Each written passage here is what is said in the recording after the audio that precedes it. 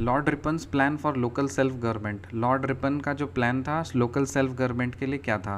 पहला point, the sub division not the district should be the maximum area served by one committee और local board with primary boards under it serving very small areas so that each member of it might possesses knowledge of and interest in its affairs।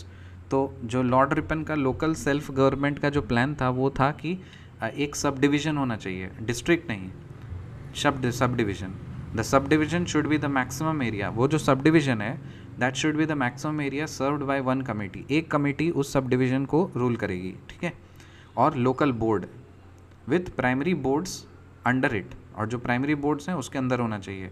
Serving very small areas, जो कि छोटे छोटे areas को cover करना है। सो that each member of it, ताकि हर member जो है उसके पास नॉलेज रहे और इंटरेस्ट रहे सारे अफेयर्स में। तो लॉर्ड रिपन का क्या प्लान था लोकल सेल्फ गवर्नमेंट के लिए कि सब डिवीज़न होना चाहिए, not the district, should be the maximum area served by one committee और local board with primary boards under it serving very small areas so that each member of it might possess knowledge of and interest in its affairs. The local boards should consist of a large majority of elected non-official members and they should be presided over a non-official member। क्या बोल रहा है? The local boards should consist of a large majority of elected non-official members। तो जो local board होगा ना, जो local board होना चाहिए, सो जो लोकल बोर्ड है उसके पास लार्ज मेजॉरिटी होनी चाहिए इलेक्टेड नॉन ऑफिशियल मेंबर्स का, and they should be presided over a non official member, ठीक है। और वो सारे किसके अंडर होने चाहिए? नॉन ऑफिशियल मेंबर के अंदर होने चाहिए। सो लॉर्ड रिपन प्लान क्या था लोकल सेल्फ गवर्नमेंट का? The sub division not the district should be the maximum area served by one committee और local board with primary boards under it serving very small areas so that each member of it might possess knowledge of and interest in its affairs। The local boards should consist of a large majority of elected non-official members and they should be presided over a non-official member। India is a quasi-federal country because the Constitution of India is federal in nature but unitary in spirit। जो India है वो एक quasi federal country है। क्यों? क्योंकि जो constitution of India है nature से फेडरल है लेकिन स्पिरिट से यूनिटरी है। So the nature of constitution of India, जो कॉन्स्टिट्यूशन ऑफ इंडिया है ना, so constitution of India is federal in nature and unitary in spirit. Federal in nature and unitary in spirit. तो इससे आपको confuse कर सकता है, आपको बोलेगा constitution of India is unitary in nature and federal in spirit, ठीक है, federal in nature and unitary in spirit, इस तरह से कंफ्यूज करेगा। तो आपको याद रखना है नेचर से फेडरल है और स्पिरिट से यूनिटरी है। Features of federal country, federal country के क्या क्या फीचर्स होते हैं? पहला, रिटन कॉन्स्टिट्यूशन होता है। दूसरा, सुप्रीमेसी ऑफ कॉन्स्टिट्यूशन होता है। फिर rigidity of constitution, two governments होते हैं।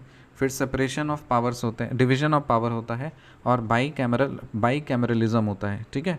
तो देखो features of a federal country, federal country के क्या फीचर्स हैं? पहली बात कि फेडरल कंट्री में एक रिटन कॉन्स्टिट्यूशन होता है, कॉन्स्टिट्यूशन की सुप्रीमेसी होती है, there is a supremacy of the constitution, constitution की रिजिडिटी होती है, रिजिडिटी ऑफ द कॉन्स्टिट्यूशन। फिर टू गवर्नमेंट्स, दो गवर्नमेंट्स होते हैं, और डिवीजन ऑफ पावर होता है, और बाई कैमरलिज्म होता है। तो ये 6 फीचर्स हैं फेडरल कंट्री के। What are the features of federal country? Features है फेडरल कंट्री का written constitution, supremacy of constitution, rigidity of constitution, फिर two governments, division of power, bicameralism. Unitary features of constitution, constitution के unitary features क्या क्या हैं? Single constitution, integrated judiciary और all India services. Unitary features क्या हैं? Single constitution, integrated judiciary और all India services. Single constitution, ठीक, single constitution है हमारा, इंटीग्रेटेड जुडिशरी है और ऑल इंडिया सर्विसेज है। तो ये यूनिटरी फीचर्स है कॉन्स्टिट्यूशन के, पूछता है एग्जाम में, पूछा है, प्रीवियस ईयर क्वेश्चन है। फेडरल फीचर्स क्या है कॉन्स्टिट्यूशन? फेडरल फीचर्स क्या है कंट्री के? रिटन कॉन्स्टिट्यूशन होना चाहिए, सुप्रीमेसी ऑफ कॉन्स्टिट्यूशन होना चाहिए, रिजिडिटी ऑफ कॉन्स्टिट्यूशन होना चाहिए, टू गवर्नमेंट्स, फिर डिवीजन ऑफ पावर और बाई कैमरलिज्म। सो 6 फीचर्स हैं फेडरल कंट्री के और 3 फीचर्स हैं यूनिटरी फीचर्स। सो यूनिटरी फीचर्स क्या है? सिंगल कॉन्स्टिट्यूशन, इंटीग्रेटेड जुडिशरी और ऑल इंडिया सर्विसेज। रिकैप करते हैं। Lord Ripon's plan for local self government, the subdivision not the district should be the maximum area served by one committee or local board with primary boards under it serving very small areas so that each member of it might possess knowledge of and interest in its affairs. The local boards should consist of a large majority of elected non-official members and they should be presided over a non-official member. India is a quasi-federal country because the Constitution of India is federal in nature but unitary in spirit. Features of a federal country: written constitution, supremacy of constitution, rigidity of constitution, two governments, division of power, and bicameralism. Unitary features of constitution: single constitution, integrated judiciary, or all India services. Bye.